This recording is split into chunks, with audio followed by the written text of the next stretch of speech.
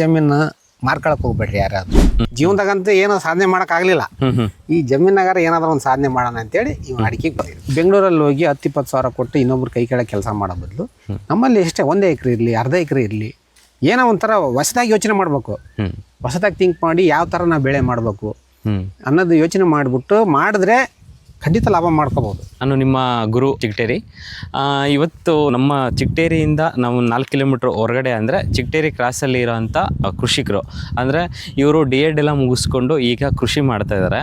ಆಮೇಲೆ ಇವ್ರದ್ದು ವೃತ್ತಿನೂ ಆಟೋನೂ ಹೊಡಿತಾ ಇದ್ದಾರೆ. ಅದ್ರ ಜೊತೆ ಅಡಿಕೆ ತೋಟ ಹಾಕ್ಕೊಂಡ್ಬಿಟ್ಟು ಇಲ್ಲಿ ಅವ್ರು ಯಾವ ಥರ ಬೆಳೀತಾ ಇದ್ದಾರೆ ಅನ್ನೋದನ್ನ ಒಂದು ವಿಡಿಯೋ ಮಾಡೋಣ ಅಂತ ಅಂದ್ಬಿಟ್ಟು ಚಿಗಟೇರಿ ಕ್ರಾಸಲ್ಲಿರೋವಂಥ ಅಡಿಕೆ ತೋಟಕ್ಕೆ ಬಂದಿದ್ದೆ. ಏನು ಒಮ್ಮಡಿಗೆ ಅಡಿಕೆಗೆ ಶಿಫ್ಟ್ ಆಗಿಬಿಟ್ಟಿದ್ರೆ? ಅದೇ ಶಿಫ್ಟ್ ಆಗಿರೋ ಕಾರಣ ಏನಂದ್ರೆ, ನಾವು ಓದ್ಕೊಂಡ್ವಿ, D.Ed ಮಾಡ್ಕೊಂಡಿದ್ವಿ, ಈ ಸರ್ಕಾರದವರು ಜಾಬ್ ಕರೀಲಿಲ್ಲ. ಹಂಗಾಗಿ ಇರೋ ಜಮೀನಲ್ಲಿ ಏನಾದರೂ ಒಂದು ಸಾಧನೆ ಮಾಡೋಣ ಅಂತೇಳಿ, ಜೀವನದಾಗಂತೂ ಏನೋ ಸಾಧನೆ ಮಾಡಕ್ ಆಗ್ಲಿಲ್ಲ. ಈ ಜಮೀನಾಗಾರ ಏನಾದರೂ ಒಂದು ಸಾಧನೆ ಮಾಡೋಣ ಅಂತೇಳಿ ಇವ್ ಅಡಿಕೆಗೆ ಬಂದಿದ್ವಿ. ಬಟ್ ಬಯಲುಸೀಮೆಗೆ ನಮ್ಮ ಅಂದ್ರೆ ವಿಜಯನಗರ ಡಿಸ್ಟಿಕ್ ಆಗಿರ್ಬೋದು, ಅದರಲ್ಲೂ ನಮ್ಮ ಹರಪನಹಳ್ಳಿ ತಾಲೂಕು ಭಾಗದಲ್ಲಿ ಯಾವುದೇ ರೀತಿ ನದಿಗಳು ಹಾಯ್ದೋಗಲ್ಲ, ಆಮೇಲೆ ಚಾನಲ್ಗಳು ಇಲ್ಲ, ಆಮೇಲೆ ಯಾವುದೇ ರೀತಿ ನೀರಿನ ಸೌಕರ್ಯ ಅಂತ ಏನಿಲ್ಲ. ನಾವು ಅವಲಂಬಿತರಾಗಿರೋದೇ ನಾವು ಮೇಜರ್ ಆಗಿ ಬೋರ್ವೆಲ್ಗೆ.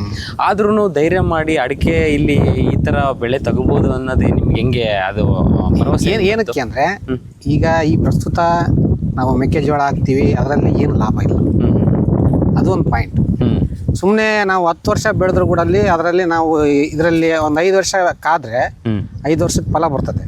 ಫಲ ಬಂದ್ಮೇಲೆ ನಾವು ಆರಾಮಾಗಿ ಮೆಕ್ಕೆಜೋಳ ಬೆಳೆದ್ರೆ ಅದ್ರ 2-3 ಪಟ್ಟು ಜಾಸ್ತಿ ತಗೋಬಹುದು. ಆ ಒಂದು ಇಂಟೆನ್ಷನ್ ಇಟ್ಕೊಂಡೆ ನಾನು ಅಡಿಕೆ ಮಾಡಿರೋದು. ಅಂದ್ರೆ ಅಡಿಕೆ ಹಾಕೋ ಮೊದ್ಲು ಯಾರನ್ನಾದ್ರೂ ಸಲಹೆ ತಗೊಂಡ್ರಣ ಇಲ್ಲಿ? ಅಂದ್ರೆ ನಮ್ಮ ಭೂಮಿದಾಗೆ ಇಲ್ಲಿ ಅಲ್ಲ, ನಾ ಆಕ್ಚುಲಿ ನಾನು ಮದುವೆ ಆಗಿರೋದು ಬಾಡದ ಹತ್ರ, ನಲ್ಕುಂದ ಅಂತ ಹೇಳಿ. ಎಲ್ಲಿ? ಯಾವ? ಮಾಯಕೊಂಡದ ಹತ್ರ. ಮಾಯಕೊಂಡದ ಹತ್ರ. ಓಕೆ. ಅಲ್ಲಿ ನಮ್ಮ ಮಾವರೆಲ್ಲ ನಮ್ಗೆ ಗೈಡೆನ್ಸ್ ಕೊಟ್ಟಿರೋದು. ಓಕೆ. ಅವರೆಲ್ಲ ಅಡಿಕೆ ತೋಟ ಅವ್ರು ಬೇರೆ, ಅವರೆಲ್ಲ ಅಡಿಕೆ ಕೆಲಸನೇ ಮಾಡೋದು. ಅಡಿಕೆ ಇದು ಸಸಿ ಹಾಕೋದು, ಓಕೆ, ಗೊಬ್ಬರ ಹಾಕೋದು, ಅದರಲ್ಲೆಲ್ಲ ಅನುಭವ ಐತೆ. ಬಟ್ ಈಗ ಏನು ಇಲ್ಲಿ ಆಳುಗಳ್ನ ಇಟ್ಕೊಂಡು ಕೆಲಸ ಮಾಡ್ತಿದ್ರು ಅಥವಾ ನೀವೇ ಮಾಡ್ತಿದ್ದೀರಾ? ಆಳುಗಳಿಲ್ಲ, ನಾನೇ ಮೇಂಟೈನ್ ಮಾಡ್ತಿದ್ದೀನಿ. ಸಾಗುವಳಿ ಮಾಡುವಷ್ಟು ನೀರಿಲ್ಲ. ಓಕೆ. ಇದು ಹೆಚ್ಚು ಕಮ್ಮಿ 1-1.5 ಇಂಚ್ ನೀರು ಹೊಡಿತೈತೆ ಅಷ್ಟೇ. ನೀವು ನಂಬಲ್ಲ, 1.5 ಇಂಚ್ ನೀರಲ್ಲೇ ನಾನು ಇಷ್ಟು ಮೇಂಟೈನ್ ಮಾಡಿದ್ದೆ. ಟೋಟಲ್ ಆಗಿ ಎಷ್ಟು ಎಕರೆ ಇದೆ? ಇದು 1.5 ಎಕರೆ ಇದೆ. 1.5 ಎಕರೆ, ಹೆಚ್ಚು ಕಡಿಮೆ 1,000 ಗಿಡ. ಇದು ಯಾವ ಭೂಮಿ ಅಂತ? ಇದು ಮಸಾರಿ ಭೂಮಿ ಅಂತಾರಲ್ವಾ? ಕೆಂಪು ಮಿಶ್ರಿತ ಕಲ್ಲು ಭೂಮಿ. ಕಲ್ಲು ಭೂಮಿ. ಮುಂಚೆ ಈ ಭೂಮಿಲಿ ಯಾವ್ಯಾವ ಬೆಳೆ ಎಲ್ಲ ಹಾಕ್ತಿದ್ರಿ? ಇಲ್ಲಿ ಇದರಲ್ಲಿ ಮೆಕ್ಕೆಜೋಳ ಬಿಟ್ರೆ ಇನ್ನೇನು ಬೆಳೆಯಕ್ಕಾಗುತ್ತದೆ? ನೆಲಗಡಲೆ ಎಲ್ಲ ಹಾಕಿಲ್ಲ. ಈರುಳ್ಳಿ ಆ ತರ ಇಲ್ಲೆಲ್ಲ ಜಾಸ್ತಿ ಅಲ್ವಾ ನಮ್ಮ? ಈರುಳ್ಳಿ ಅಂದ್ರೆ ಈ ಮಣ್ಣಿಗೆ ಸೂಕ್ತ ಅಲ್ಲ ಈರುಳ್ಳಿ. ಯಾಕಂದ್ರೆ ಸ್ವಲ್ಪ ಡ್ರೈ ಲ್ಯಾಂಡ್, ಇದು ಬಹಳ ಡ್ರೈ ಆಗ್ಬಿಡ್ತದೆ ಬೇಗ. Okay okay. ಈಗ ಎರಿ ಭೂಮಿ ಆದ್ರೆ ಈರುಳ್ಳಿ ಚೆನ್ನಾಗಾಗ್ತದೆ. ಚೆನ್ನಾಗಿ. ಹಂಗಾಗಿ ನಾವು ಈ ಮೆಕ್ಕೆಜೋಳ ಬಿಟ್ರೆ ಏನೋ ಹಾಕಿರ್ಲಿಲ್ಲ ಮುಂಚೆ. ಬೋರ್ವೆಲ್ ಅಂದ್ರೆ ಮುಂಚಿತವಾಗಿ ನೀವು ಅಡಿಕೆ ಹಾಕಕ್ಕಿಂತ ಮುಂಚೆನೆ ಬೋರ್ವೆಲ್ ಇತ್ತು? ಇತ್ತು. ನಾವು ಅಡಿಕೆ ಹಾಕಕ್ಕಿಂತ ಮುಂಚೆನೆ ಬೋರ್ವೆಲ್ ಇತ್ತು. ಅದ್ರ ಜೊತೆಗೆ ಎರಡು ಬೋರ್ವೆಲ್ ಇದಾವೆ. ಎರಡನ್ನ ಅಟ್ಯಾಚ್ ಮಾಡಿಬಿಟ್ಟು 2 ಸೇರಿ 1.5 ಇಂಚ್ ಹೊಡಿತೇವೆ ಅಷ್ಟೇ. ಓಕೆ. ಅಂದರೆ ಈ ಗಿಡಗಳು ಎಲ್ಲಿಂದ ತಗೊಂಬಂದ್ರಿ? ಇಲ್ಲ, ಗಿಡಗಳನ್ನ ನಾವು ಗೋಟ್ ತಗೊಂಬಂದಿದ್ವಿ. ಗೋಟ್ ತಗೊಂಬಂದು ನಾನೇ ಸಸಿ ಮಾಡಿ 1 ವರ್ಷ ಸಾಕಿ, ಆಮೇಲೆ ನಾನೇ ಸಸಿ ಹಾಕಿ. ಬೇರೆ ಬೆಳೆಗಳು ಎಲ್ಲ ಹಾಕ್ತಿದ್ರಲ್ಲಣ್ಣ, ಬಟ್ ಅಡಿಕೆ ಹಾಕ್ಬೇಕು ಅಂತ ಅಂದಾಗ ಮಣ್ಣಲ್ಲಿ ಏನಾದರೂ ಬದಲಾವಣೆ ಏನಾದರೂ ಮಾಡಿದ್ರ? ಅಂದರೆ ಗೊಬ್ಬರ ಈ ಥರ ನಾನು ಫಲವತ್ತತೆ ಮಾಡಬೇಕು ಆ ಥರ ಏನಾದರೂ ನೀವು ಅದನ್ನ ಮುಂಚಿತವಾಗಿ ಪ್ಲಾನ್ ಮಾಡಿಕೊಂಡು ಮಾಡಿದ್ರ? ಅದೇ ನಮ್ಮ ಮಾಮರೆಲ್ಲ ಹೇಳಿದ್ರು ಅವರು, ಈ ಥರ ಮಾಡು. ಮುಂಚೆ ನಾವು ಹೊಲ ಅದ ಮಾಡ್ಕೊಂಬಿಟ್ಟು ಫಸ್ಟು ಗುಂಡಿ ಹೊಡಿಸ್ಬೇಕು. 2 ಅಡಿ ಆಳ, 2 ಅಡಿ ಆಗಲ್ಲ. ಟ್ಯಾಕ್ರಿ ಡಿಗ್ಗರ್ ಅಂತ ಬರ್ತಾರೆ. ಓಕೆ. ಅದರಲ್ಲಿ ಗುಂಡಿ ಹೊಡಿಸಿ ಅದ್ರ ಒಳಗಡೆ ಗೊಬ್ಬರ ಹಾಕಿ ಮುಚ್ಚಬೇಕಂತ ಮತ್ತೆ ಮುಚ್ಚಿಬಿಟ್ಟು ಆಮೇಲೆ ಅದು ಎಲ್ಲಿ ಗುಂಡಿ ಹೊಡೆದಿರ್ತೀವೋ ಅಲ್ಲಿ ಸಸಿ ನಾಟಿ. ಹಂಗಾಗಿ ಚೆನ್ನಾಗಿ ಬಂದ್ರೆ ಸಸಿ. ಈಗ ನೀರು ನಮ್ದು ಯಾವುದೇ ರೀತಿ ಇಲ್ಲ, ಅಕಸ್ಮಾತ್ ಏನಾದ್ರು ಬೋರ್ ಫೇಲ್ ಆಯ್ತು ಆ ಥರ ಏನಾದರೂ ಒಂದು ಭಯ ಇಟ್ಕೊಂಡು ಅದಕ್ಕೆ ಏನಿತ್ತು ಅಂತಂದ್ರೆ? ಭಯ ಇದೆ, ಬಟ್ ಈಗ ಎಷ್ಟು ದಿನ ನಡೀತೈತೆ ಅಷ್ಟು ದಿನ ನಡೆಸೋದು. ಒಂದು ವೇಳೆ ಇರೋ ಬೋರ್ ಕೈ ಕೊಡ್ತು ಅಂದ್ರೆ ಏನು ಮಾಡಂಗಿಲ್ಲ, ಸಾಲ ಸೂಲ ಮಾಡಿ ಮತ್ತೆ ಇನ್ನೊಂದು ಬೋರ್ ಹಾಕ್ಸ್ಲೇಬೇಕು. ಅಡಿಕೆ ತೋಟ ಉಳಿಸ್ಕೋಬೇಕಂದ್ರೆ ಇನ್ನೊಂದು ಬೋರ್ ಹಾಕ್ಸ್ಲೇಬೇಕು. ಸದ್ಯ ಏನು ಆ ಯೋಚನೆ ಇಲ್ಲ, ಸದ್ಯ ಹೆಂಗ ನಡೀತೈತಿ. ದೇವ್ರು ಕಣ್ಣು ಸ್ವಲ್ಪ ದಯ ತೋರಿಸಿ ಮಳೆ ಏನೋ ಬೆಳೆ ಚೆನ್ನಾಗಿ ಆಯ್ತು ಅಂದ್ರೆ ಈಗ ಇರೋ ಬೋರನ್ನೇ ಸಾಕು, ಅಷ್ಟು ಚೆನ್ನಾಗಿ ಹೊಡಿತಾವೆ ನೀರು. ಈಗ ಹೆಚ್ಚು ಕಮ್ಮಿ 2 ವರ್ಷ ಆಯ್ತು ಮಳೆನೇ ಇಲ್ಲ ಸರಿ, ಕೆರೆ ಕಟ್ಟೆ ತುಂಬಂತ ಮಳೆನೇ ಇಲ್ಲ. ಹಂಗಾಗಿ ನಾವು ಮಳೆನೇ ಕಾಯ್ತಾ ಇದೀವಿ. ಅದು ಮಳೆ ಯಾವಾಗ ಬರ್ಬೇಕತ್ತ ಅವಾಗ ಸ್ವಲ್ಪ ನೀರು ಬಿಟ್ಕಂತ ಸ್ವಲ್ಪ ಹಂಗ ಇದು ಮಾಡ್ಕೊಂತ ಇದ್ವಿ. ಯಾಕೆ ಮಳೆದೇ ಕೃಷಿ ಹೊಂಡ ಏನಾದ್ರು ಮಾಡ್ಕೊಂಡಿದ್ದೀರಾ? ಇಲ್ಲ ಕೃಷಿ ಹೊಂಡ ಏನಲ್ಲ, ಡೈರೆಕ್ಟ್ ಬೋರಿಂದ ಡ್ರಿಪ್ಪಿಗೆ. ಅಕಸ್ಮಾತ್ ಏನಾದ್ರು ಈಗ ಬೋರಿನ ಹತ್ರ ಒಂದು ಹೊಂಡ ಮಾಡ್ಕೊಂಡ್ರೆ ಅಲ್ಲಿ ನೀರು ನಾವು ಇಟ್ಕೊಂಡು ಅದಾದ್ಮೇಲೆ ಬಸಿಯಾಗಿ ಅದ ನೀರು ನಮಗೆ ಯಾವಾಗ್ಲೂ ಇರುತ್ತೆ ಅನ್ನೋದೊಂದು ಈಗ ಯಾಕಪ್ಪ ಅಂತಂದ್ರೆ ಕೆಲವೊಬ್ರು ಕೃಷಿಕರು ಅಳವಡಿಸ್ಕೊಂಡಿದ್ದಾರೆ. ಅಂದ್ರೆ ಬೋರಿನ ನೀರು ಒಂದು ಯಾವ್ದೋ ಒಂದು ದೊಡ್ಡದಾಗಿ ತೆಗ್ಗು ತೋಡ್ಬಿಟ್ಟು ಅಲ್ಲಿ ನೀರು ನಿಲ್ಸೋದ್ರಿಂದ ಬೋರ್ವೆಲ್ ಯಾವುದೇ ರೀತಿ ಇದು ಏನು ಬತ್ತಲ್ಲ ಅನ್ನೋದು ಕೆಲವರು ನಮ್ಮ ಸೈಡ್ ಯಾರು ಮಾಡಿಲ್ಲ ಆ ತರ. ಕೆಲವು ಕಡೆ ಎಲ್ಲ ಮಾಡಿದಾರೆ, ನಾನು ಕೆಲವೊಂದು ವಿಡಿಯೋಗಳನ್ನ ನೋಡಿದೀನಿ, ಮಾಡಿದ್ದಾರೆ. ಟೋಟಲ್ ಆಗಿ ಈಗ ಅಡಿಕೆಗೆ ಎಷ್ಟು ಖರ್ಚು ಬಂತು ನಿಮ್ಗೆ? ಇದು ಸಸಿಗಳು ಕೊಂಡ್ಕೊಂಡು ಬಂದ್ರೆ ಸ್ವಲ್ಪ ಖರ್ಚು ಜಾಸ್ತಿ ಆಗ್ತದೆ. ನಾವೇ ಸ್ವತಃ ಸಸಿಗಳು ಮಾಡಿದ್ರೆ ಸ್ವಲ್ಪ ಖರ್ಚು, ಸಸಿ ಕೊಡೋ ದುಡ್ಡು ಮಿಕ್ಕತ್ತೆ. ಹಂಗಾಗಿ ಈಗಿನ ರೇಟಲ್ಲಿ ಸ್ವಲ್ಪ ಡಿಮ್ಯಾಂಡ್ ಐತೆ ಸಸಿ. ಈಗ ಹೆಚ್ಚು ಕಡಿಮೆ 60-70 ರೂಪಾಯಿ ಒಂದೊಂದು ಸಸಿಗೆ ಮಾರ್ತದಾರೆ. ನಾನೇ ಸಸಿ ಮಾಡಿ ಮೊನ್ನೆ 50 ರೂಪಾಯಿ ತಂಗೆ ಕೊಟ್ಟಿದ್ದೆ. ಈಗ ಈ ಪ್ಲಾಟಲ್ಲಿ ಎಷ್ಟು ಸಸಿಗಳು ಕೂತಿದವಣ? ಈಗ 1000 ಸಸಿ ಇದೆ. 1000 ಸಸಿಗಳು ಕೂತಿದಾವೆ. ಅಡಿಕೆ ತೋಟ ಮಾಡೋರು ಸಮಸ್ಯೆ ಏನಿಲ್ಲ.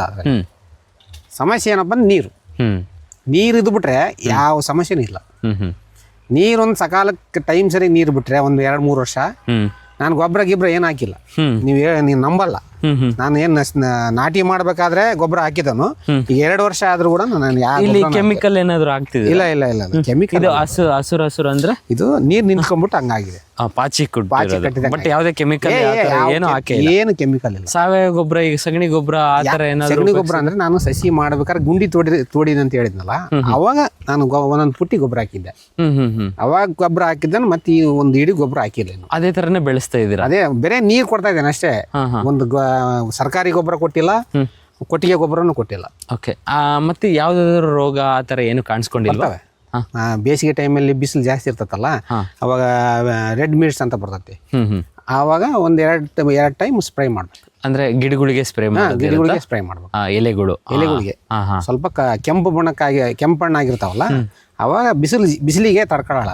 ಬಟ್ ಸ್ಟೆಮ್ಮಿಗೆ ಏನೋ ಇದಕ್ಕೇನು ಬರಲ್ಲ, ಕಂಡಕ್ಕೇನು ಅದಕ್ಕೇನು ಬರಲ್ಲ. ಏನು ಇದಕ್ಕೆ ಮಾತ್ರ ಬರೋದು, ಗರಿಗಳಿಗೆ ಮಾತ್ರ. ನೋಡ್ರಿ ಹೆಂಗೈತಿ ಬಡ್ಡಿ. ಅದೇ ನೀವು ಇದನ್ನ ನೋಡಿದ್ರೆ ಒಂದು 5 ವರ್ಷದ ಗಿಡ ಅನ್ಬೋದು. ಹೌದು, ಆ ಥರ ಐತಿ. ಅಡಿಕೆ ಹಾಕಿದ್ದೀರ ಅಂದಮೇಲೆ ಒಂದು ಆದಾಯ ನಿರೀಕ್ಷೆ ಅಂತೂ ಇದ್ದೇ ಇದೆ. ಓಕೆನಾ? ಈಗ ಏನಪ್ಪ ಅಂತಂದ್ರೆ ಈಗ ನಡೀತಿರೋ ರೇಟ್ ಏನು ಅಡಿಕೆದು, ಅದ್ರ ಬಗ್ಗೆ ಏನಾದ್ರು ಕೇಳಿದ್ರ? ಇಲ್ಲ, ಕೇಳಿದ್ದೀನಿ. ಈಗ ಪರವಾಗಿಲ್ಲ, ಒಂದು 52 ಸಾವಿರ ರೂಪಾಯಿನ ಕ್ವಿಂಟಲ್ ಇರ್ಬೋದು. ಕ್ವಿಂಟಲ್ಗೆ ವೇರಿಯೇಷನ್ ಆಗ್ತಾ ಇರ್ತೈತೆ, ಮಾರ್ಕೆಟ್ ಅಲ್ಲ, ಹಂಗಾಗಿ ಹೆಚ್ಚಾಗ್ತದೆ ಕಡಿಮೆ. 50,000 ಒಳಗಂತೂ ಇಲ್ಲ, ಮಿನಿಮಮ್ 50,000 ಇರ್ತದೆ. ಅಂದ್ರೆ ಒಂದು ಎಕರೆಗೆ ಎಷ್ಟು ಕ್ವಿಂಟಲ್ ಬರ್ಬೋದು ಅನ್ನೋದು ಅಂದಾಜಿದೆ ಅಣ್ಣ ನಿಮ್ಗೆ? ಒಂದು ಎಕರೆಗೆ ಕೆಲವರು 3 ಕ್ವಿಂಟಲ್ ತೆಗ್ದಾರೆ, 5 ಕ್ವಿಂಟಲ್ ತೆಗ್ದಾರೆ. ಹಂಗಾಗಿ ಬೆಳೆ ಸಸಿಗಳ ಮೇಲೆ ಡಿಪೆಂಡು. ಸಂಪಾಗಿ ಚೆನ್ನಾಗಿ ಬೆಳೆದು ಒಳ್ಳೆಯ ಗೊನೆಗೆನೆ ಬಿಡ್ತು ಅಂದರೆ ಒಳ್ಳೆ ಆದಾಯನೇ ಬರ್ತದೆ. ಅಂದರೆ ಬಯಲುಸೀಮೆಯಲ್ಲಿ ಅಡಿಕೆ ಹಾಕಬೇಕು ಅಂತ ಅಂದ್ಕೊಂಡಿರೋರಿಗೆ ನಿಮ್ಮ ಸಲಹೆ ಏನು? ನಾನು ಬಯಲುಸೀಮೆಯಲ್ಲಿ ಅಡಿಕೆ ಹಾಕೋರಿಗೆ ನಾನು ಸಲಹೆ ಕೊಡಬೇಕಂದ್ರೆ, ನೀರು ಸಫಿಷಿಯೆಂಟ್ ಇದೆ ನೋಡ್ಕೊಳ್ಳಿ. ನೀರು ಚೆನ್ನಾಗಿತ್ತು, ನಾನು ಅಡಿಕೆ ಮಾಡ್ತೀನಿ ಅನ್ನೋರಿದ್ದರೆ ಆರಾಮಾಗಿ ಮಾಡ್ಬೋದು. ಇದರಲ್ಲಿ ಏನು ದೊಡ್ಡ ವಿದ್ಯೆ ಅಲ್ಲ. ಇದ್ರ ಬಗ್ಗೆ ಸ್ವಲ್ಪ ನಾಲೆಡ್ಜ್ ತಿಳ್ಕೊಂಡು ನೀರು ಸಫಿಷಿಯೆಂಟ್ ಇತ್ತಂದರೆ ಒಂದು ಫಲ ಬರೋವರೆಗೂ ಆರಾಮಾಗಿ ಒಂದು 4 ವರ್ಷ ಚೆನ್ನಾಗಿ ಜಾಪಾನ ಮಾಡಿದ್ರೆ ಆರಾಮ ಮಾಡ್ಬೋದು. ನಮ್ಮ ಬಯಲುಸೀಮೆಲೇ ಮಾಡ್ಬೋದು. ನಮ್ಮಮ್ಮ ಏನು ಕಳೆ ಪಳೆ ಐತಲ್ಲ, ನಮ್ಮ ಅಮ್ಮ ಒಬ್ಬರೇ ತೆಗೆದುಬಿಡ್ತಾರೆ. ನಾವು ಮತ್ತೆ ಕಳೆನಾಶಕ ಆಗಲಿ ಯಾವುದೇ ರಾಸಾಯನಿಕಗಳನ್ನು ಬಳಸಲ್ಲ. ಏನೋ ಕಳೆಗಿಳೆ ಬಂತು ಅಂದ್ರೆ ನಾವು ಆಳುಗಳು ಸತಿಗೆ ಇಡಲ್ಲ. ನಮ್ಮಮ್ಮಗೆ ಹೇಳ್ತೀನಿ, ನಾನು ಇನ್ನೊಂದು 2 ಕರ್ಕೊಂಡೋಗಿ ಮುಗಿಸ್ಕೊಂಡ್ ಬಂದ್ಬಿಡಮ್ಮ ಅಂತ ಹೇಳ್ತೀನಿ. ಆದ್ರೆ ಮತ್ತೆ ಅವ್ರಿಗೆ ದುಡ್ಡು ಕೊಡ್ತೀವಿ ಬಿಡಪ್ಪ, ನಾನೇ ತೆಗೆದು ಬಿಡ್ತೀನಿ. ಒಂದ್ 2 ದಿನ 3 ದಿನ ಆಗಲಿ ನಾನೇ ತೆಗಿತೀನಿ ಬಿಡ ಅಂದ್ರೆ ಒಂದು ಆಳು ಹಿಡ್ದಂಗೆ ನಮ್ಮಮ್ಮ ಎಲ್ಲ ಕ್ಲೀನ್ ಮಾಡ್ತೈತಿ. ಅಂದ್ರೆ ಮೇನು ಈ ತರ ಕ್ಲೀನ್ ಇರ್ಬೇಕು ಜಮೀನು, ಕಸ ಕಡ್ಡಿ ಇರಬಾರ್ದು. ಅದೇ ಒಂದೊಂದು ಗಿಡನು ಮಗುನ್ ತರನೇ ಮಗುನ್ ತರ ನಾವ್ ಯಾವ ರೀತಿ ನೋಡ್ಕೊಂತೀವೋ ಆ ರೀತಿ ಮುಂದೆ ನಮಗೆ ಫಲ ಕೊಡ್ತವೆ. ಅಂದರೆ ಒಂದು ದಿನಕ್ಕೆ ನೀವು ಈಗ ಹೊಲಕ್ಕೆ ಎಷ್ಟು ಸಮಯ ಕೊಡ್ತಾ ಇದ್ದೀರಾ? ಅಂದರೆ ನಮ್ಮ ಶಿಫ್ಟ್ ವೈಸ್ ಕರೆಂಟ್ ಅಲ್ಲ, ಒಂದು ಶಿಫ್ಟು ಬೆಳಿಗ್ಗೆ ಇರ್ತದೆ, ಒಂದು ವಾರ ಮಧ್ಯಾಹ್ನ ಇರ್ತದೆ ಕರೆಂಟ್. ಆ ಟೈಮಲ್ಲಿ ಕರೆಂಟ್ ಇರೋ ಟೈಮಲ್ಲಿ ನೀರು ಹಾಸೋ ಟೈಮಲ್ಲಿ ಒಂದು ತಾಸು ಸಾಕು. ಒಂದು ತಾಸು ನಾನು ಬಂದು ಯಾವ ಗಿಡಕ್ಕೆ ನೀರು ಹೋಗ್ತಿದ್ದಾವೆ ಎಲ್ಲ ನೋಡಿ ಚೆಕ್ ಮಾಡಿ. ಕೆಲವೊಂದು ನೀರು ಗಿಡಕ್ಕೆ ಹೋಗ್ತಿರಲ್ಲ, ಕಸ ಗೀಸ ಸೇರ್ಕೊಂಡು ಇರುವೆ ಎಲ್ಲ ಸೇರ್ಕೊಂಡು ಪೈಪಲ್ಲಿ ಬ್ಲ್ಯಾಕ್ ಆಗಿರ್ತವೆ. ನಾವು ಸುಮ್ಮನೆ ಸ್ಟಾರ್ಟ್ ಮಾಡಿ ಮನೆ ಕೂತ್ಕೊಂಡ್ರೆ ಆಗಲ್ಲ. ಬಂದು ಎಲ್ಲ ಗಿಡಕ್ಕೂ ನೀರು ಹೋಗ್ತಿದ್ದಾವ ಇಲ್ಲ ಅಂತೇಳಿ ಎಲ್ಲ ಗಿಡನೂ ಚೆಕ್ ಮಾಡ್ಕೊಂಡು ನಾನು ನೀರು ಬಿಟ್ಟಾಗೆಲ್ಲ ಬಂದು ಚೆಕ್ ಮಾಡಿ ಎಲ್ಲ ಗಿಡಕ್ಕೆ ನೀರು ಹೋಗ್ತಿದ್ದಾವಲ್ಲ ನೋಡಿ ನಾನು ಹೋಗಿ ಮನೆಗೆ ಹೋಗ್ತೀನಿ. ಒಂದಿಂದ 1 ಗಂಟೆಯಿಂದ 1.5 ತಾಸು. ಈಗೆಲ್ಲ ಏನಾಗುತ್ತೆ ಅಂದ್ರೆ ಈಗೆಲ್ಲ ಟೆಕ್ನಾಲಜಿ ಎಲ್ಲ ಬಂದಿದೆ. ಈಗ ಬಂದಾಗ ಎಷ್ಟೋ ಯುವಕರು ಈಗ ಕೆಲಸಗಳನ್ನ ಕಳ್ಕೊಳ್ತಿದ್ದಾರೆ. ಹೌದಾ? ಅದಾದ್ಮೇಲೆ ಮತ್ತೆ ಕೃಷಿಗೆ ಅವಲಂಬಿತರಾಗಲೇಬೇಕು ಅಂತ ಯುವಕರಿಗೆ ಏನು ಹೇಳ್ತೀರಾ? ಇವಾಗಿನ ಯುವಕರಿಗೆ ನಾನು ಹೇಳೋದೇನಪ್ಪ ಅಂದರೆ, ಎಲ್ಲೋ ಬೆಂಗಳೂರಲ್ಲಿ ಹೋಗಿ 10-20 ಸಾವಿರ ಕೊಟ್ಟು ಇನ್ನೊಬ್ರು ಕೈ ಕೆಳಗೆ ಕೆಲಸ ಮಾಡೋ ಬದಲು ನಮ್ಮಲ್ಲಿ ಎಷ್ಟೇ 1 ಎಕರೆ ಇರಲಿ, ಅರ್ಧ ಎಕರೆ ಇರಲಿ, ಏನೋ ಒಂಥರ ಹೊಸದಾಗಿ ಯೋಚನೆ ಮಾಡಬೇಕು. ಹೊಸದಾಗಿ ಥಿಂಕ್ ಮಾಡಿ ಯಾವ ಥರ ನಾವು ಬೆಳೆ ಮಾಡಬೇಕು ಅನ್ನೋದು ಯೋಚನೆ ಮಾಡಿಬಿಟ್ಟು ಮಾಡಿದ್ರೆ ಖಂಡಿತ ಲಾಭ ಮಾಡ್ಕೋಬೋದು. ವಾಸ್ತವವಾಗಿ ಜನರಿಗೆ ಏನು ಬೇಕು, ಕ್ವಾಲಿಟಿ ಫುಡ್ ನಾವು ಯಾವ ಥರ ಬೆಳಿಬೇಕು ಅನ್ನೋದು. ಆಮೇಲೆ ಆರ್ಗ್ಯಾನಿಕ್ಕಿಗೆ ಜಾಸ್ತಿ ಈಗ ಮಾರೋ ಹೋಗ್ತಿದ್ದಾರೆ ಜನ. ಸಿಟಿಲಿ ಆದ್ರೂ ಅಷ್ಟೇ, ಆರ್ಗ್ಯಾನಿಕ್ ಫುಡ್ ಇದ್ದಂದ್ರೆ ಅದಕ್ಕೆ ಬೆಲೆ ಜಾಸ್ತಿ. ಆಮೇಲೆ ಈಗ ಏನೋ ಕೆಮಿಕಲ್ ಹಾಕಿರೋ ಫುಡ್ ಇದ್ರೆ ಬೇಡ ಬಿಡು ಅನ್ನೋ ಲೆವೆಲ್ಗೆ ಈಗಿರೋದು. ಜಾಸ್ತಿ ದುಡ್ಡು ಕೊಟ್ಟು ಕೊಂಡ್ಕೊಂಡ್ರು ಚಿಂತೆ ಇಲ್ಲ ಅಂತ ಅಂದ್ಬಿಟ್ಟು ಎಷ್ಟೋ ಜನ ಆರ್ಗ್ಯಾನಿಕ್ ಫುಡ್ ಕಡೆನೆ ಒಲವು ತೋರಿಸ್ತಾ ಇದ್ದಾರೆ. ಹಂಗಾಗಿ ಯುವಕರು ಅದೇ ನೀವು ಹೇಳ್ದಂಗೆ ಕಷ್ಟಪಟ್ಟು ಮಾಡಬೇಕು. ಕಷ್ಟಪಟ್ಟು ಮಾಡಿದ್ರೆ ಇದೆ ಲಾಭ ಇದೆ, ಖಂಡಿತ ಇದೆ, ಇಲ್ಲ ಅಂತ ನಾನು ಹೇಳ್ತಿಲ್ಲ. ಅದೇ ಕಷ್ಟಪಟ್ಟು ಹೊಸದಾಗಿ ಯೋಚನೆ ಮಾಡಿ ಕ್ರಿಯೇಟಿವಿಟಿ ಅಂತೀವಲ್ಲ ಆ ಥರ ಯೋಚನೆ ಮಾಡಿ ಬೆಳೆದ್ರೆ ಖಂಡಿತ ಲಾಭ ಇದೆ. ಓದಿದ ಯುವಕರು ನಾನು ಯಾಕೆ ಆಟೋ ಹೊಡಿಲಿ, ನಾನು ಯಾಕೆ ಕೃಷಿಗೆ ಬರಲಿ ಅಂತ ಆ ಮೆಂಟಾಲಿಟಿಗಿದ್ದಾಗ ನಾವು ಕಾಲೇಜಿಗೆ ಹೋಗ್ಬೇಕಾರೆ ನಿಮ್ಮ ಆಟೋದಾಗೆ ನಾನು ಬರ್ತಿದ್ದೆ. ಹೌದಾ? ಬಟ್ ಅವಾಗ ನೀವು ಆಟೋಕ್ಕೆ ಯಾಕೆ ಬಂದ್ರಿ? ಯಾಕೆ ಅಂದರೆ ಆ ಟೈಮಲ್ಲಿ ನನಗೆ ಯಾವುದೇ ನೌಕರಿ ಸಿಗಲಿಲ್ಲ. ಆ ಟೈಮಲ್ಲಿ ನನಗೇನು ಓದಿನ ಬಂದಿದ್ನ, ಹಂಗಾಗಿ ಹೊಲದಲ್ಲಿ ಜಮೀನಿಗೆ ಕೆಲಸ ಮಾಡೋಕ್ಕೂ ಆಗ್ತಿರಲಿಲ್ಲ. ನಮ್ಮ ಬ್ರದರ್ಸ್ ಇದ್ರಲ್ಲ, ಆ ಬ್ರದರ್ಸ್ ಒಬ್ರು ಆಟ ಹೊಡಿತಿದ್ರ. ಈಗ ನಾನು ಆಟ ಹೊಡೆದ್ರೆ ನಮ್ಮ ಅಣ್ಣರು ಯಾರೊಬ್ರು ಜಮೀನು ಕೆಲಸ ಮಾಡ್ತಾರೆ, ಏನೋ ಒಂದು ಕೊಡುಗೆ ಕೊಟ್ಟಂಗಾಗುತ್ತೆ ಫ್ಯಾಮಿಲಿಗೆ ಅಂತೇಳಿ ನಾನು ಹಂಗೆ ಸಣ್ಣದಾಗಿ ಆಟ ಕಲಿತೆ. ಆಟ ಕಲಿತು ಅದೇ ಹೆಚ್ಚು ಕಡಿಮೆ ಅದರಲ್ಲೇ ಪರ್ಮಿಟ್ ಆಗುತ್ತೆ. ಆಟೋದಲ್ಲಿ ಆದಾಯ ಐತಾ? ಈಗ ಸ್ವಲ್ಪ ಕಡಿಮೆ. ಈಗೆಲ್ಲ ಫ್ರೀ ಆಗ್ಬಿಟ್ಟು ಸ್ವಲ್ಪ ಬಾಡಿಗೆಗಳು ಕಡಿಮೆ, ಏನೋ ಇರೋದ್ರಲ್ಲೇ ಒಂದು ಜೀವನ ಸಾಗಿಸ್ಬೋದು ಅಷ್ಟೇ. ಅದರಲ್ಲಿ ಏನು ದುಡ್ಡು ಗಿಡ್ಡು ಮಾಡೋಕೆ ಆಗಲ್ಲ, ಫ್ಯಾಮಿಲಿ ಜೀವನ ಸಾಗಿಸ್ಬೋದು. ಅದೇ ಹಂಗಾಗಿ ನಾನು ಇದೊಂದು ಏನಾರ ಒಂದು ಸಾಧನೆ ಮಾಡೋಣ ಅಂತೇಳಿ ಇದೊಂದು ಇರಲಿ. ಜೀವನದಾಗ ಏನು ಮಾಡೋಕ್ಕಾಗಲಿಲ್ಲ, ನೌಕರಿ ತಗೊಳಕ್ಕಾಗಲಿಲ್ಲ, ಇದನ್ನಾರ ಒಂದು ಇದರಲ್ಲೇ ಸ್ವಲ್ಪ ಸಿಸ್ಟಮೆಟಿಕ್ ಆಗಿ ಮಾಡೋಣ ಅಂತೇಳಿ ಈ ಫೀಲ್ಡಿಗೆ ಬಂದಿದ್ದೀನಿ. ತೊಗರಿ ಹಾಕಿದ್ದೀನಿ ಒಂದು ಸಾಲು. ಅಂದರೆ ಮಿಡ್ಲು ಒಂದೊಂದು ಕ್ರಾಪ್ನ ಹಾಕೊಂತ ಹೋಗ್ತಾ. ಈಗ ನೀರು ಇಲ್ಲದೆ ಇರೋದ್ರಿಂದ ನಾನು ಏನು ಬೆಳೆ ಮಾಡಲಿಲ್ಲ. ಸಾಕು, ಇದೊಂದು ಅಡಿಕೆ ಒಂದು ಜೋಪಾನ ಮಾಡ್ಕೊಂಡ್ರೆ ಸಾಕು, ಏನೋ ಒಂದು ಕ್ರಾಪ್ ಇರಲಿ ಅಂತೇಳಿ ತೊಗರಿ ಹಾಕಿದ್ದೀನಿ. ಮತ್ತೆ ಬೇರೆ ಬೆಳೆಗಳು ಯಾವ ಹಾಕಲ್ಲ? ಈಗ ಸದ್ಯಕ್ಕೆ ಯಾವ ಹಾಕಿಲ್ಲ. ಈಗ 2 ವರ್ಷದಿಂದನೂ ಯಾವ ಬೆಳೆ ಇಲ್ಲ. ಫಸ್ಟಿನ ವರ್ಷ ಹಾಕಿದೆ, ಊಟದ ಜೋಳ ಹಾಕಿದ್ದೆ. ಈಗ ಈ ವರ್ಷ ಮತ್ತೆ ಮಳೆ ಕಡಿಮೆ, ನೀರು ಬೋರಲ್ಲಿ ಕಡಿಮೆ ಆಗಿತ್ತು, ಹಂಗಾಗಿ ಮತ್ತೆ ಒಂದು ಸಾಲು ತೊಗರಿ ಮಾತ್ರ ಹಾಕಿದ್ದೀನಿ ಅಷ್ಟೇ. ಯಾವುದಾದ್ರೂ ಪಕ್ಕದಲ್ಲಿ ಒಂದು ಕ್ರಾಪ್ ಹಾಕಿದಾಗ ಇದಕ್ಕೇನು ಎಫೆಕ್ಟ್ ಆಗಲ್ಲ? ಅದಕ್ಕೇನು ಯಾವುದೇ ಥರ ಎಫೆಕ್ಟ್ ಆಗಲ್ಲ. ಯಾಕೆಂದ್ರೆ ಅದ್ರ ಪಾಡಿಗೆ ಅದಕ್ಕೆ ಏನೇನು ಬೇಕು ಅದನ್ನ ಕೊಡ್ತಾ ಇರಬೇಕು. ಕ್ರಾಪ್ ಮಾಡಿದೆ ಅಂದ್ರೆ ಈಗ ಅಡಿಕೆಗೆ ಏನೇನು ಬೇಕು ಅದನ್ನ ಕೊಡ್ತಾ ಇರಬೇಕು. ಅದ್ರ ಜೊತೆಗೆ ಬರ್ತೈತೆ. ಈಗ ನಾವು ಹೆಚ್ಚು ಕಮ್ಮಿ ಗೊಬ್ಬರ ಹಾಕ್ತಿವ, ಬೇರೆ ಬೆಳೆ ಹಾಕಿದ್ರೆ ಗೊಬ್ಬರ ಹಾಕ್ತಿವ, ಅದೇ ಗೊಬ್ಬರನೇ ಇದು ಹೇಳ್ಕೊಳ್ತದೆ, ಚೆನ್ನಾಗಿ ಬರ್ತೈತೆ, ಏನು ತೊಂದರೆ ಇಲ್ಲ. ಅಂದ್ರೆ ಲಾಂಗ್ ಬೆಳೆ ಅಂತವಲ್ಲ, ಬಹುವಾರ್ಷಿಕ ಬೆಳೆಗಳಂತ ಮಾಡ್ತೀವಲ್ಲ ಅವನ್ನ ಮಾಡಬಾರ್ದು. ಏನು ಮೆಕ್ಕೆಜೋಳ ಬೆಳ್ಕೋಬಹುದು, ಸಣ್ಣ ಪುಟ್ಟ ಮಾಡ್ಬೋದು ಅಷ್ಟೇ. ಅದನ್ನ ಬಿಟ್ರೆ ಸುಮ್ಮನೆ ಇಲ್ಲಿ ನಾನು ಇನ್ನೊಂದು ಮರ ಹಾಕ್ತೀನಿ, ತೆಂಗಿನ ಗಿಡ ಹಾಕ್ತೀನಿ ಅನ್ನಂಗೆ ಮಾಡಬಾರ್ದು, ಯಾಕಂದ್ರೆ ಇದಕ್ಕೆ ಎಫೆಕ್ಟ್ ಆಗುತ್ತೆ. ಈಗ ಚಿಗಟೇರಿ ಸುತ್ತಮುತ್ತ ಕೆಲವು ರೈತರು ಈಗ ಅಡಿಕೆಗೆ ಆಗ್ತಾ ಇದ್ದಾರೆ. ಭಾಳ ಆಗಿದಾವೆ ಅಡಿಕೆ ಎಲ್ಲ. ಕೆಲವೊಂದು ಫಲಾನು ತಗೊಂತಿದ್ದಾರೆ ಆಲ್ರೆಡಿ. ಇಳುವರಿ ಎಲ್ಲ ಬರ್ತಾ ಇದಾವೆ, ಫಲಾನು ತೆಗಿತಿದ್ದಾರೆ, ಒಳ್ಳೆ ಇಳುವರಿನೂ ತಗೊಂಡಿದ್ದಾರೆ. ಬೋರ್ ಇಲ್ಲಿಲ್ಲ, ಮನೆ ಹತ್ರ ಒಂದೈತೆ, ಆ ಕಡೆ ಮುತಿಗಿ ರೋಡ್ನಾಗ ಒಂದೈತೆ, ಅಲ್ಲಿ ಹಾಕ್ಸ್ಕೊಂಡಿದ್ದಾರೆ. ಅಲ್ಲಿ ಅದು ಮುತಿಗಿ ರೋಡಲ್ಲಿ ಅಂದ್ರೆ ಏನು, ಅದು ಅಲ್ಲಿ ನಿಮ್ದು ಹೊಲ ಇದನ್ನ? ಅಲ್ಲಿ ಒಂದು ಜಮೀನ್ ಇದೆ, ಅಲ್ಲಿ ಮುಂಚೆ ಬೋರ್ ಹಾಕ್ಸಿದ್ವಲ್ಲ, ಅದೇ ಅಲ್ಲಿಂದ ಪೈಪ್ ಲೈನ್ ಮಾಡ್ಕೊಂಡು ಇಲ್ಲಿಗೆ ಕನೆಕ್ಷನ್ ಮಾಡಿ. ಇಲ್ಲಿ ಯಾವುದೇ ರೀತಿ ನೀರು ಬಿದ್ದಿಲ್ಲ, ಇಲ್ಲಿ ಯಾವುದೇ ಬೋರ್ ಇಲ್ಲ. ಈ ಜಮೀನಲ್ಲಿ ಯಾವುದೇ ಬೋರ್ ಇಲ್ಲ. ಮನೆ ಹತ್ರ ಒಂದೈತೆ, ಅಲ್ಲಿ ಮುತಿಗಿ ದಾರಿಯಲ್ಲಿ ಒಂದು. ಈಗ ಮೋಟ್ರು ಅಲ್ಲೇ ಆನ್ ಮಾಡ್ಕೊಂಡ್ಬಿಟ್ಟು ಇಲ್ಲಿಗೆ ಬರೋದು ಪ್ರತಿದಿನ. ಹ್ಞೂ ಹ್ಞೂ ಆಟೋ ಸ್ಟಾರ್ಟ್ ಇರ್ತತ, ಹ್ಞೂ ಆಟೋ ಹಾಕಿ ಬರೋದು, ಹ್ಞೂ ನಮ್ಮ ಕೆಲಸ ನಾವು ಮಾಡ್ಕೊಡೋದು. ಹ್ಞೂ ಹ್ಞೂ ಕರೆಂಟ್ ಹೋಗಿ ಬಂದರೆ ಇಮಿಡಿಯೇಟ್ಲಿ ಆನ್ ಆಗ್ತದಲ್ಲ. ಹ್ಞೂ ಹಂಗಾಗಿ ನೋಡಿದ್ರಲ್ಲ ವೀಕ್ಷಕರೇ, ಗುತ್ತೇಶಣ್ಣವರು ನಮ್ಮ ಬಯಲುಸೀಮೆಯಲ್ಲಿ ಅಂದರೆ ವಿಜಯನಗರ ಜಿಲ್ಲೆ ಹರಪನಹಳ್ಳಿ ತಾಲೂಕು ಚಿಗಟೇರಿ ಗ್ರಾಮದ ಚಿಗಟೇರಿ ಕ್ರಾಸ್ನಲ್ಲಿ ಅವರು ಬಯಲುಸೀಮೆಯಲ್ಲಿ ಈ ಥರ ಅಡಿಕೆ ಬೆಳೆದು ಇಳುವರಿ ತೆಗಿಬೋದು ಅನ್ನೋದನ್ನ ಅವರು ಸಾಬೀತುಪಡಿಸ್ತಾ ಇದ್ದಾರೆ.